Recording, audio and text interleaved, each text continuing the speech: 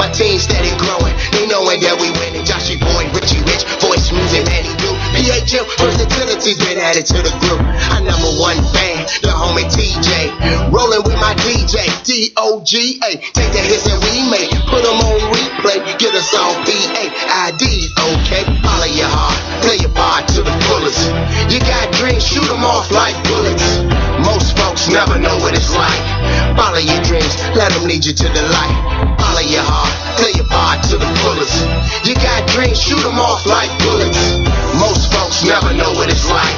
Follow your dreams, let them lead you to the light. Prophecies of the ghetto are yet to come. Every time we hit the shots, all the folks be looking dumb. In the summer, sometimes free lunch was a blessing. Families renting no aid checks and stressing. Police harassing, testing. Vivid pictures of my homies resting, but not in peace. Steady stacking they neck. Welcome to the number one internet radio station, intellectualradio.com, and iHeart Radio Station. And today is Friday. We have a special segment for Black History Month, a conversation with Brother Raymond and his special guests. May I introduce to some and present to others, Raymond Richards. Welcome, ladies and gentlemen, back to another conversation with Brother Raymond. I am your gracious host. Today, I have in the presence of me, the chairman. You heard it right. I said the chairman, Fred Hampton Jr. Now, y'all give it a round of applause. I know y'all out there because y'all been waiting. Y'all been hitting my line up saying, is he coming? He coming?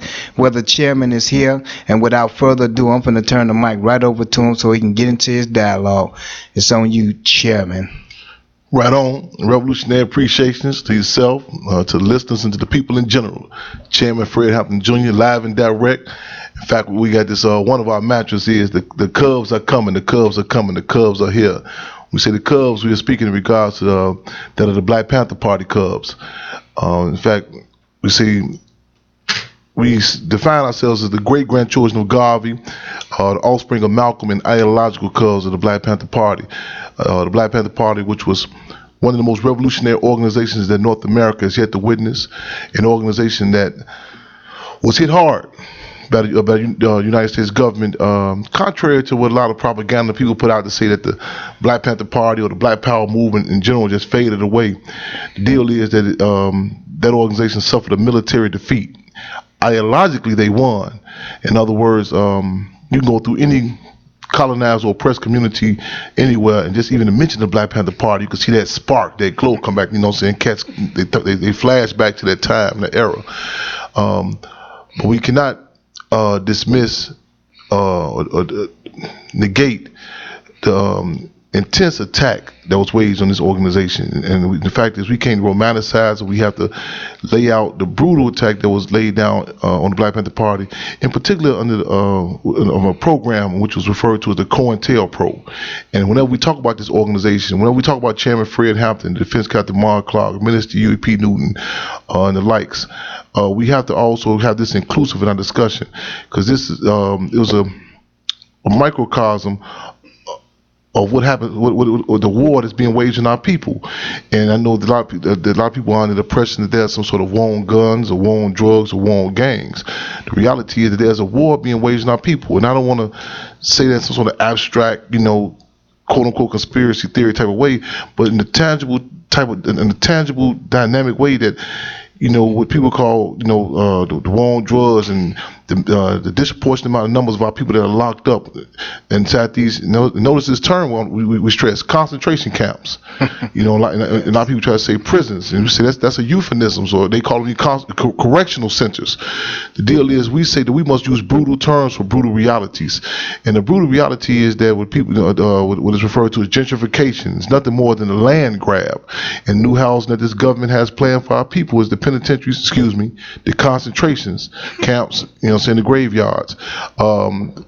They call it growing prison industrial complex. Now, that's the massive kidnapping of our people, and we have to start utilizing these terms on an everyday basis. And that position is retroactive. We have to take stuff into account the terrorism that we've been subjected to for quite some time under such euphemisms as slavery, Jim Crow, redlining. Let's use brutal terms for brutal realities. Kind of like with the Alcoholics Anonymous, they say that the first step in addressing the problem is recognizing we have a problem. And I'll be the first to admit that being oppressed is embarrassing. It's embarrassing.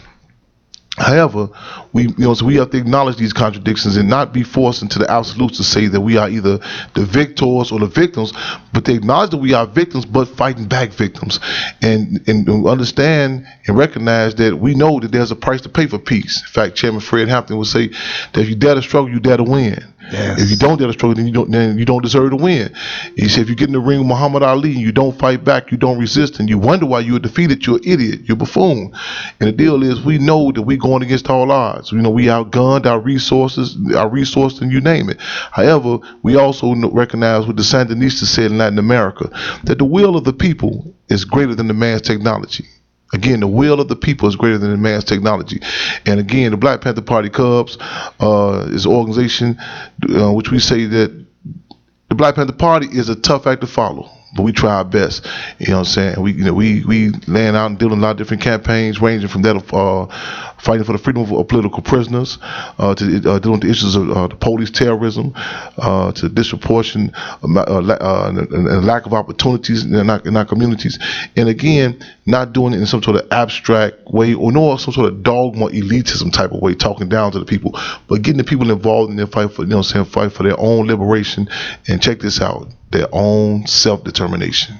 Man, that's very powerful. I remember when we first met, and you embraced the brothers, because you knew that the brothers was real. We was on Lake in Jackson, I think it was, somewhere out there when a young brother got shot up by the police. Yes. And they was trying to say that he was justified, and we was like, no, that ain't justified. That ain't justified at all. Not at all. And we know that. And so one of the things we also want to let them know that, the knowledge and the love that you possess for the people, because see, they're always talking about the chairman is they're afraid of the chairman, but they need to be with the chairman and not be afraid and push this movement forward, so these people can recognize that, like you said, the power of the people.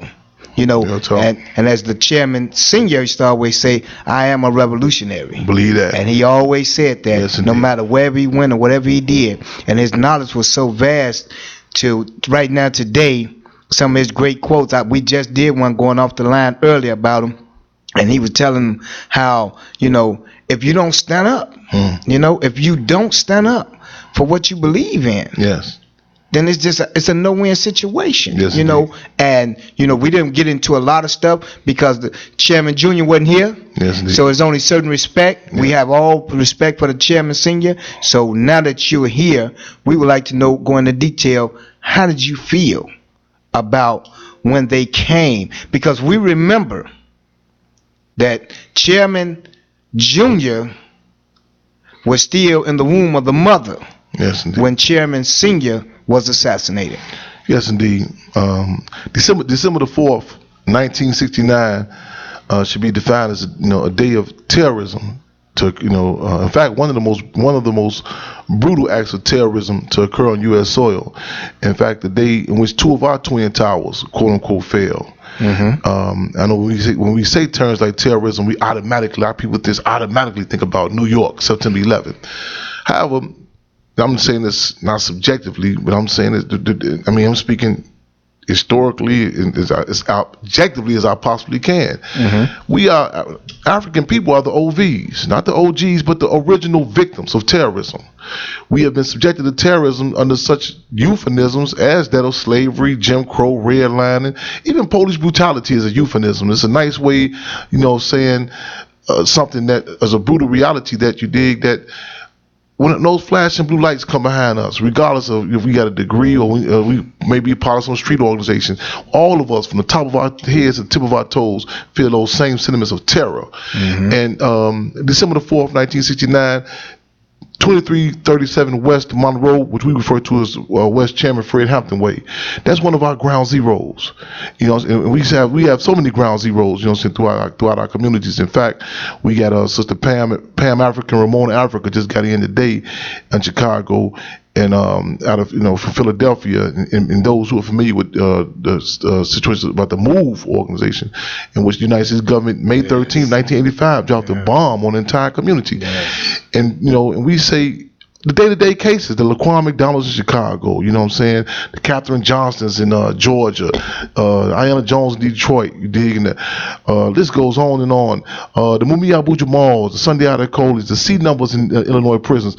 Every day is September 11th for us. So I just want to, when I talk about December the 4th, 1969, it's a microcosm, a graphic depiction of what all of us on a day-to-day basis are subjected to. In fact, I say the United States government took my father in a brutal, in a graphic way, where they, straight out with this assassination in which the Chicago police had fired over 99 shots through the house on West 2337 West Monroe. However, they take or attempt to take all of our fathers in one way or another. Our fathers shooting them down and shoot them down, stringing them out, locking them up, punking them out, one way or another. And, in fact, all of our people in general. But December the 4th, 1969, in particular, if I can paraphrase as best as I can, after the federal government had tried different ways to take Chairman Fred from the street, there were different ways, in fact, under the COINTEL program.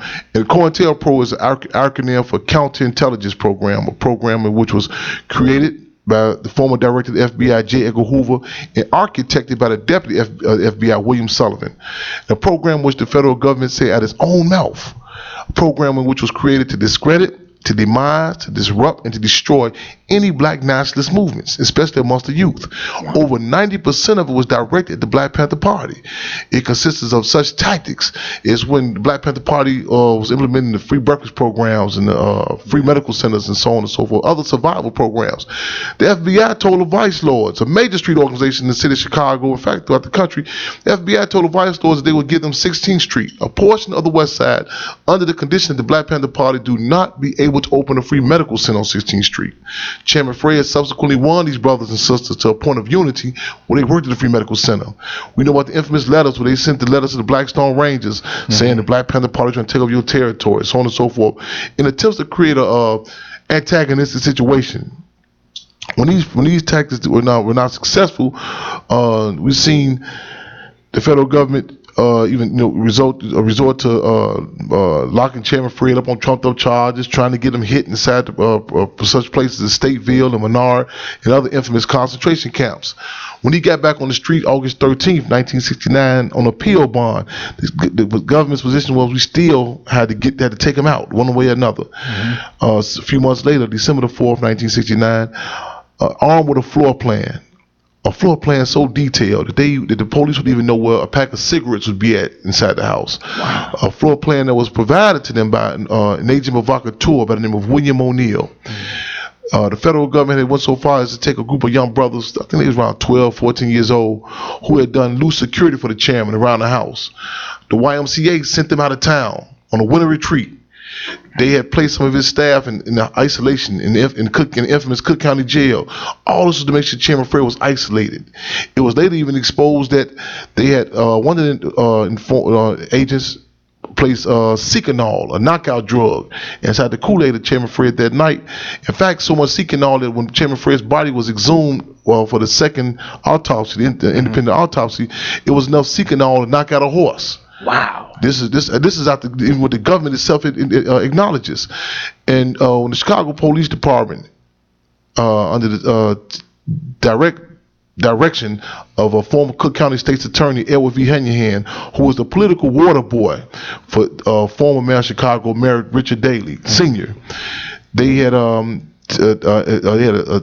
special team that came through on the west side of Chicago, including that of the infamous James Gloves Davis, one of the most notorious Negro pigs in Chicago. And there were other Negro pigs that accompanied them also, Howard, and another, I can't recall the other pig's name. But they had came in and they had blocked the entire block off, and they had pulled the other occupants from outside their home. And I'm not talking about across seas. I'm talking about right on the west side of Chicago.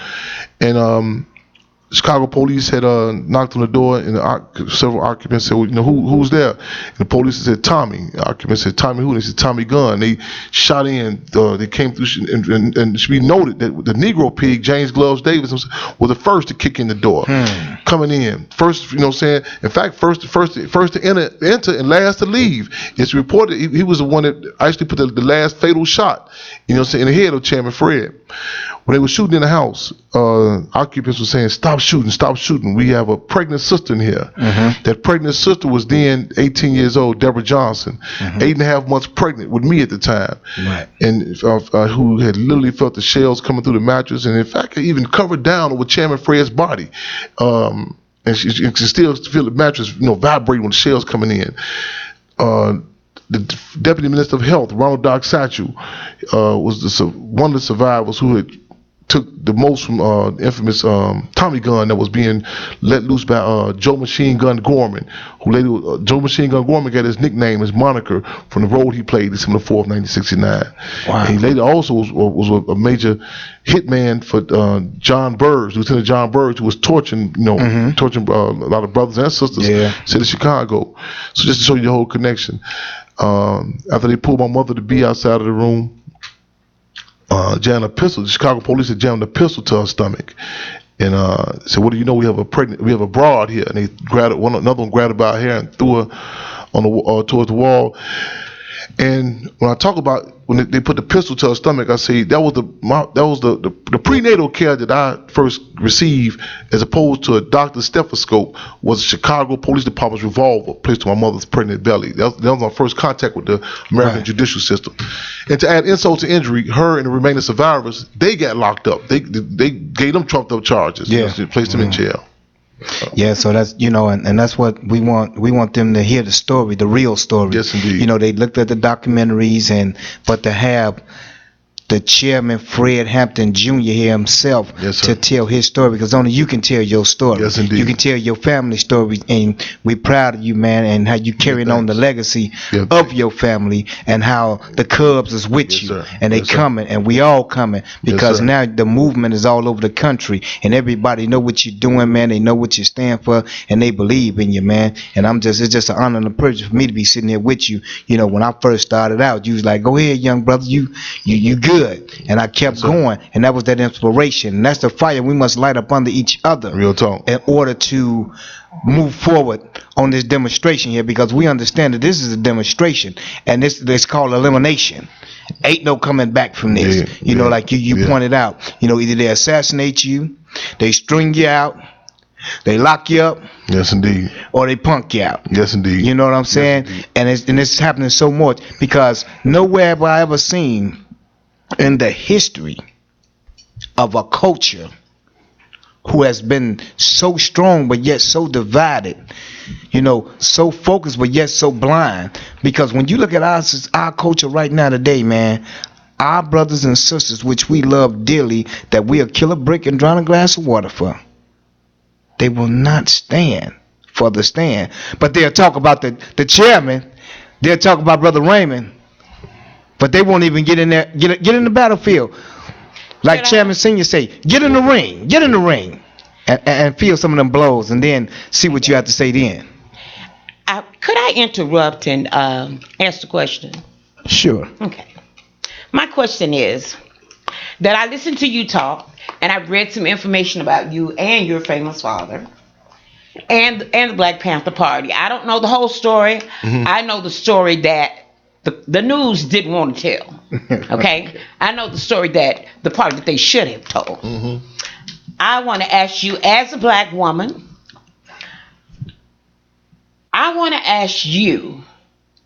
what does the Black Party, or what is the Black Panther Party of today, 2016, doing to help our young black brothers in the street who have lost their way? Is there anything that this party is doing to try to take these, I guess they say, you know how the mother hen goes to get her chicks and take them up under her wing to show them a better way or the right way? I would like to know, what are you doing to help these brothers, these lost souls? I mean, there's some lost women out here, but you a man. And see, a man can only tell another man how to be a man. Me as a woman, I can't go to a young man and express to him how to be a man because I don't know that. So I'm asking you, what are you doing? The Prisoners of Conscience Committee, the Black Panther Party Cubs, we are literally turning the communities into classrooms. Again, turning the communities into classrooms. We have a number of different tactics in which we approach the community as realists. We know that we can't get a lot of these young brothers and sisters that come to these different meetings that we may have. So we put our ear to the ground, and we have such tactics as we call the triple lessons, the straight street sessions. That's what we literally, jump out in the most disenfranchised communities and go, we say we can't get these cats to come to the meetings. Take the meetings to these cats, and we break the political education down to them in plain layman's terms. We have a thing that we do. We just had to ease up because the weather didn't permit it. We have the triple C's. Triple C's are the children, cubs, and communities. We go to different parks and areas throughout the city, and we just set up shop. And we're tied in with the survival program, like the free food program. Get the brothers and sisters, in particular the youth, get them to come on out and engage in some of the campaigns we're working on. We have the safe zones, in which we designate certain areas in the community. We say, okay, this area here where children are coming from school at this particular time, we want to restrict certain things from happening, certain type of activities, and approach them from a realistic point of view, not some sort of abstract idealism like, well, we just want to stop all criminal activity, but it's saying this, in steps and degrees. And we have the code of conduct. The code of conduct, we set certain barriers like, well, this can't be tolerated in the community. So there are a number of different things that we out there doing, and it's in the media has a position. In fact, we have had several mainstream media as well as a lot of so-called progressive press show us paperwork saying they can't report the work that we're doing. Because it's similar to like when the rebellion is happening in Chicago. Mayor Daley gave up specific orders to the media: don't report it, what's happening. Because the West Side seen the South Side getting down, they said, why we can't get down? You know what I'm saying? It's a piece on YouTube where Judge Mathis was talking to this young brother. He's an artist now, but he's in the streets. Wild the General, and he was doing the case. And this is no slight on no different organization, but Judge Mathis was giving out the usual organization to him. He said, "Well, I know about these guys and ceasefire, so on and so forth." Wild the General said, "Well, I do work with Chairman Fred Hampton Jr." And Judge Mathis said, "I know about him," and and he said the work he doing, but the way he did it was like pulling teeth when Judge Mathis finally acknowledged it. Because myself, as was the Black Panther Party Cubs, we are not the safe subject. We're not the safe arena to touch on. And a lot of people, similar to the Black Panther Party, they will acknowledge us later on down the road when it's, we gone. It's kind of like on the Wheaties box. They have Muhammad Ali on the Wheaties box, and the guy said, "Y'all just put Muhammad Ali on Wheaties." Muhammad Ali was an extraordinary athlete, and the guy for Wheaties said, "We put him on there now because he's safe."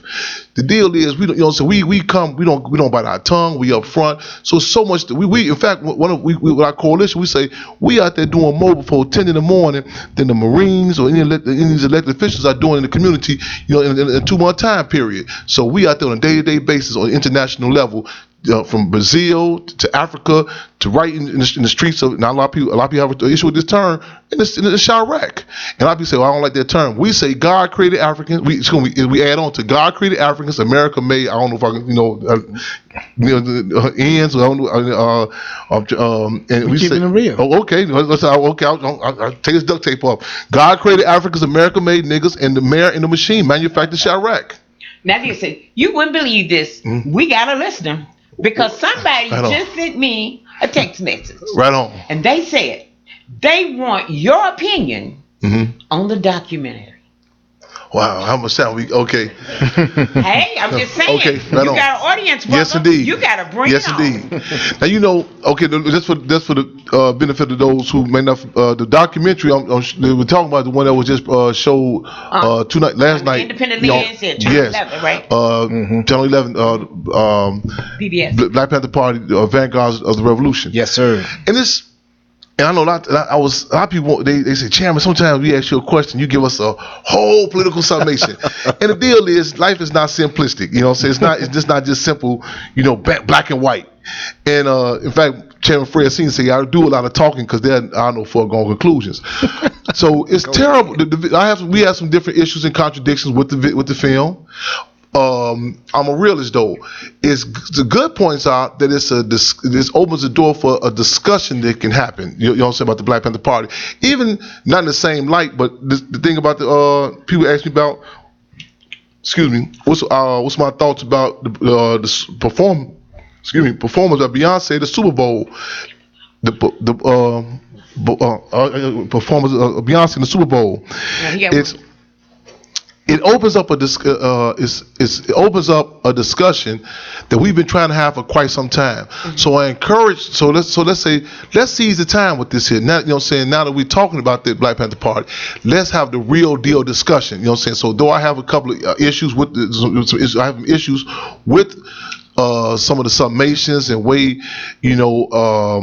portrayal of the Black Panther Party, but what's good about it is that now through that venue, some people who have been refusing to hear us talk about the Black Panther Party, now they call and saying, "Oh, what was the breakfast program? What was this? What was that?" And that's a sad reality, but a reality, because kind of like David Walker said in David Walker's appeal, the most intelligent of African descent can say something.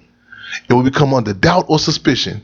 But a white person from any walk of life can say something is taken as a fact. So when it comes to through the press or through these mainstream mediums, people can say, well, I'm interested now. So we want to say, let's seize the time and not talk about the Black Panther Party in some sort of abstract type of way. Because in fact, for that video, for that particular piece, it had to be at least 3.5 hours that I was interviewed. Yeah. For that piece. Now, I'm not ego tripping, but it's intentional that they didn't show the work that the Black Panther Party Cubs are doing in that video. Reason being, because when they talk about things, it wants to be in some sort of abstract, disconnected way, not where it's to make the concrete connection of what's happening now. A lot of people, a lot of historians want to talk about stuff and how bad things used to be. When we see history, we also have to draw the concrete correlation. You know what I'm saying? In fact, when we say the Black Panther Party Cubs, we don't serve stale milk. So a lot of people come out and talk about stuff when it's, they say something about different, George Bush Sr. was doing this. It's a long time ago. We give you hot food, literally, figuratively, and politically. We expose it right when it's going down. You know what I'm saying? When the Darian Albert was beat down at Finger High School, we was exposing then. In 2006 about Renaissance 2010. So it was too hot for a lot of people to eat. They want milk, lukewarm meals. So the information has to be talked about what's going down today. You follow what I'm saying? Mm-hmm. Not just in the abstract type of way, this was happening now, because you get you charged up, but you leave out that was good. No, what's happening now? Because the system, when they talk about history, they draw the correlation to how they still attacking you right now today. Wow. Does that answer the question?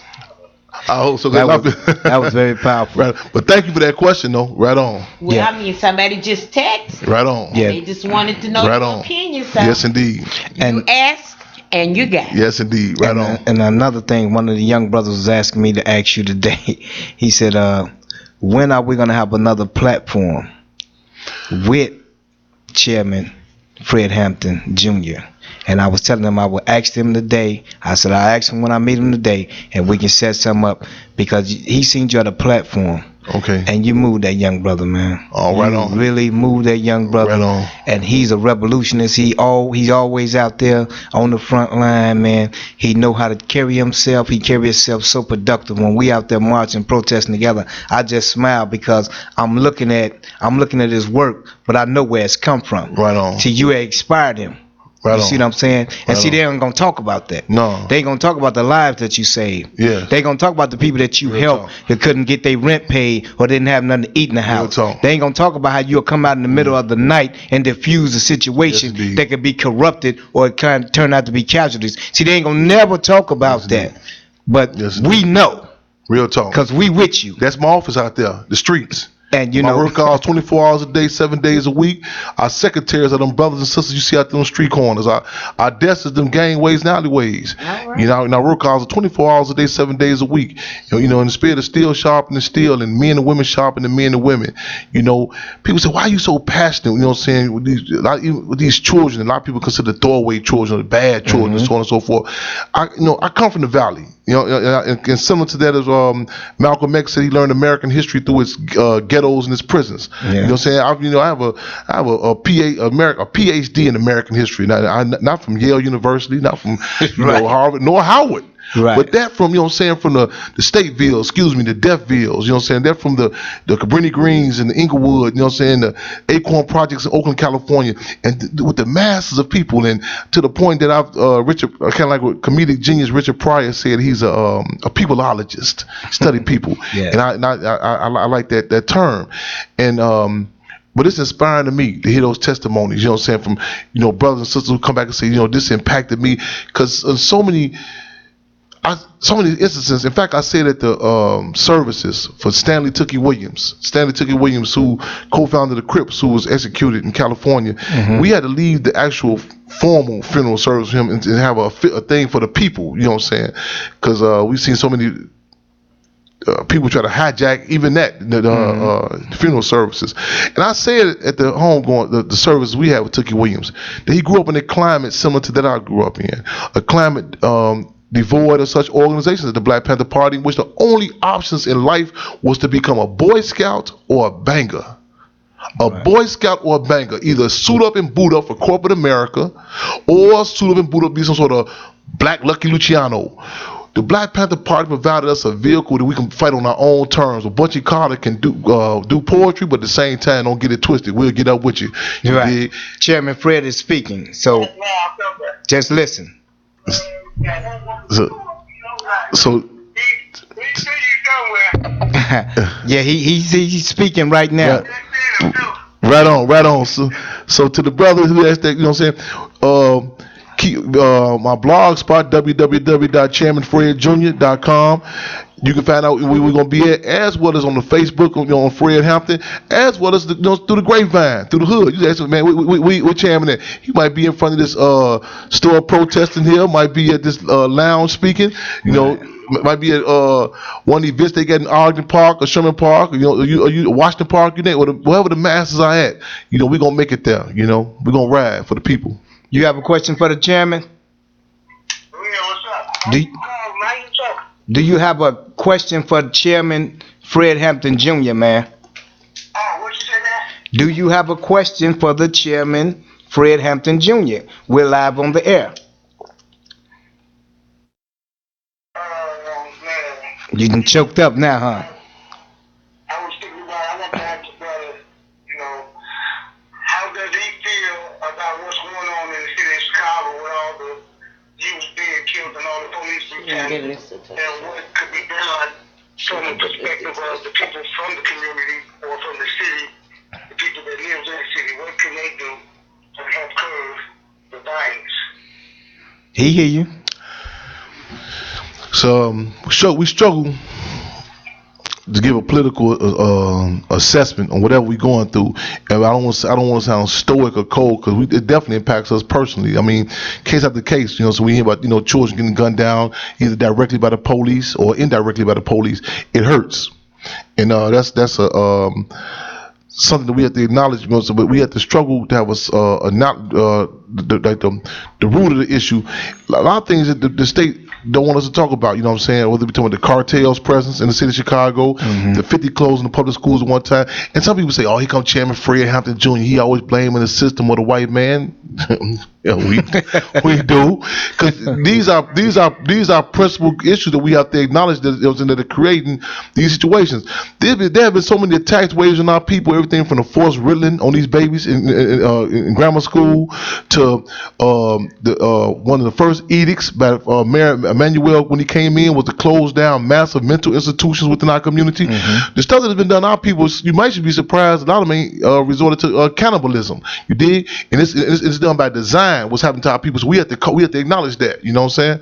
Right on. So call the question. Yep. Okay. All right, brother. Thanks for calling in for your question. We'll talk to you later. Power to the people. Power to the people. Right on. Thank you for the call. Power to the people. Love you more. Right on. So yeah, man, as I tell you, man, everywhere I go, all week, man, I couldn't get no rest. My wife was like, man, they keep calling you. You really gonna be talking to the chairman? Yes, indeed. I said, yes, indeed. I said, now don't get it twisted. I done rode with the chairman. Real talk. Now. Real talk. We ain't no strangers. He just on the show.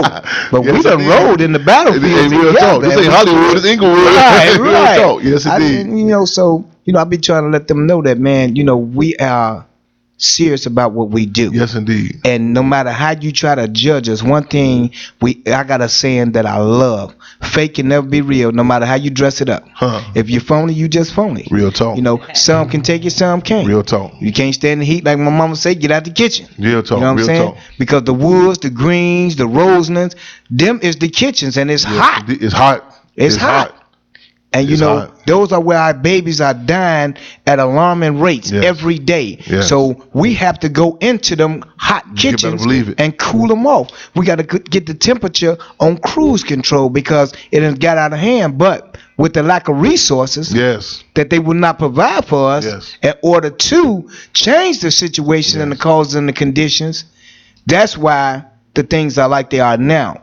And they point to me, you ain't giving us enough resources, but we're providing and we're coming up with solutions in order to save our brothers and sisters. Right on. Listen, we thank you for listening to the #1 internet radio station, right on. intellectualradio.com, and iHeart station, and iHeart radio station, a conversation with Brother Raymond and our special in-house guest, Chairman Fred Hampton. Thank you. Listen, thank y'all. Before we leave the air, is there anything that you would like our listening audience to know? Maybe someone would like to invite you to speak somewhere. Maybe someone would like you to come into the neighborhood and just spread some goodness, some kindness, some understanding. Hey, help a brother out. Right on. Tell us how they could get in touch with you. Thank y'all for allowing me to be here. Also, just want to welcome back Brother Wood Fox of the Angola 3. Just got out from 44 years being locked up. Got out today in Louisiana. Also, like Slide Family Stone said, we everyday people. I can be reached our direct phone contact area code 773-256-9451. Area code 773-256-9451. www.chairmanfredjr.com. And that's our blog spot. And email Chairman Fred Jr. It's chairmanfredjr@gmail.com. Again, 773-256-9451. And for those who just use the old tactics, holler through the hood. Where's Chairman at? Hey, ain't hard to find. Real talk. And with that being said, you have just witnessed the historical collaboration of a conversation with Brother Raymond and the Chairman Fred Hampton Jr. And as the senior would always say, I am a revolutionary. Right on. I am a revolutionary. Right on. Listen, in the words of Black History Month, there's always somebody great. We are so honored to have the chairman, Fred Hampton, sitting in our studio today. But I would like to leave you with some famous words. I am America. I am the part you won't recognize. But get used to me, black. Confident, cocky. My name, not yours. My religion, not yours. My goals, my own. Get used to me. In the words of Muhammad Ali.